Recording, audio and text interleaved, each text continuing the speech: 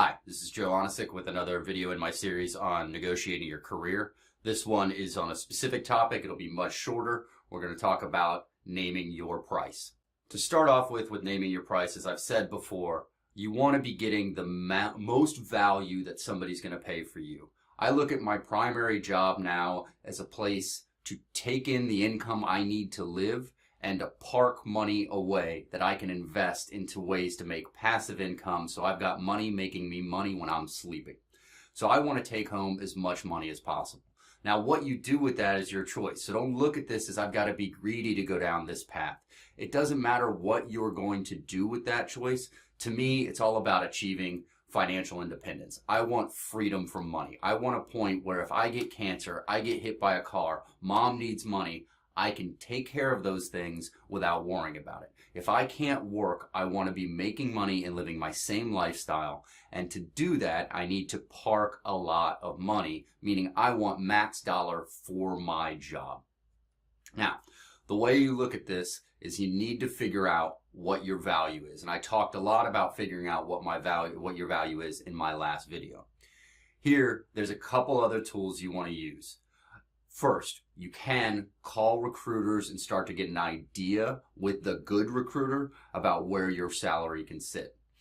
Second, you can start to do things like talk to your colleagues about your salary. Now, this is faux pas. This is not something your company wants you to do.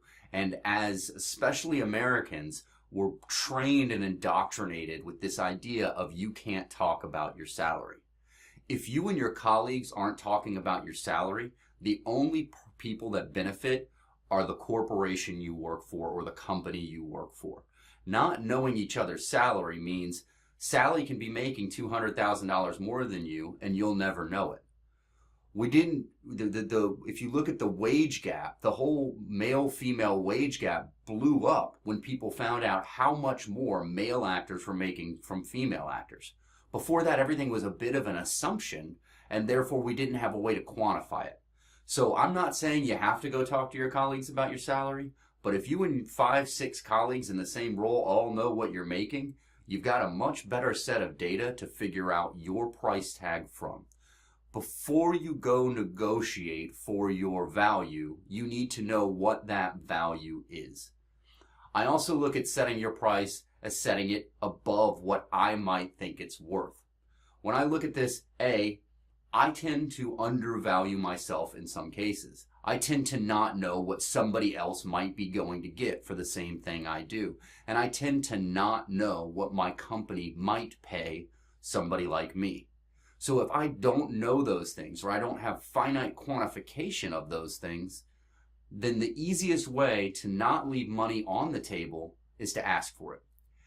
Asking for it within the realm of reason isn't going to hurt your negotiation. If your max 6-figure salary at $100,000 a year and you're asking for $250,000, yeah, that's going to turn off the person you're negotiating for. But if you're looking for if you're a $100,000 a year employee and you're asking for $130,000, that might be a stretch. That might be something that they aren't going to do, but it's not going to make them think you're an ass clown. So add a little padding into what you want. Next up, when you're calculating your salary, you have to understand how the company looks at it.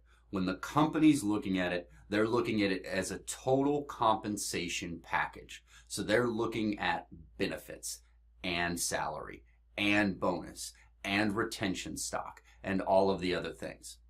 So what you want to understand is how to calculate out your total comp and what are the money factors you're pulling out of this.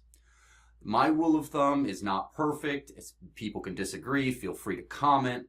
But I look at the total benefits package of the average company as a 20% add-on to what my take home is. So if I make $50,000 in base and $50,000 in bonus, then my total take home in my head is $120,000.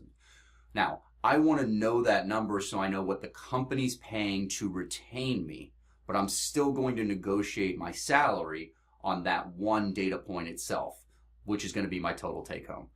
Salary, bonus, and any type of commission. That's the number I want. but I need to know how much the company's paying to get me to that number. So understand your benefits. Remove the BS benefits. Remove the foosball table and the free coffee and the free lunch and all of those things. Those make you feel all warm and fuzzy, but what they really are a way to keep you in the office more, working for free, and a way to give you benefits at a lower cost. A foosball table costs me as a company a few $100s one time. You feel like it makes it a better place to work, but that's a single capital expense for me. My shareholders don't have to worry about a salary that gets paid every year. Companies use all of these tools to do two things: keep you in the office for free, in the office longer at the same time, and to give you what look like benefits without having recurring expenses on their books. So understand your benefits, remove the bullshit. Once you get to that point, now you have an idea of the salary you can ask for. You want to know that number cold. The other thing you want to know in your head is a negotiation term, and probably the most important negotiation term you can learn. It's BANTNA, best alternative to a negotiated agreement. BANTNA is your lowest common denominator that you will accept. When you're negotiating for a salary, for a promotion, for something like that, you want to be shooting for what you really want. And as I said, I pad that. I want to shoot for what I really want and think I'm worth, plus some. Because if I don't ask for it, I'm definitely not going to get it. BANTNA is what I would accept. This is especially important when you're interviewing for jobs, but it's equally important when you're negotiating. If I go negotiate for a salary that I think I'm worth, or an increase I think I'm worth, and it's a flat out no, we can't do it, we can't give you a timeline, we can't do anything, then I have a BANTNA to fall back on that says, okay, Joe, it's time to look for a new job. Right? Your company's going to play on complacency, whether they're doing it on purpose or it's something they've learned. If you don't have that number that says, hey, they don't see my value, but I do, it's time to go, it's going to be harder to make that decision. So figure out your BANTNA, and if you don't know that term, go pick up a book. I hope this is useful information. When you look at this, this is one little piece of kind of getting to that idea of what your price is. I'm going to do some follow-up videos on how you now take that price and negotiate it, and I'm going to hopefully bring in some guests that can bring some different perspectives and some stories on some specific subjects that we're covering within this. Thank you very much.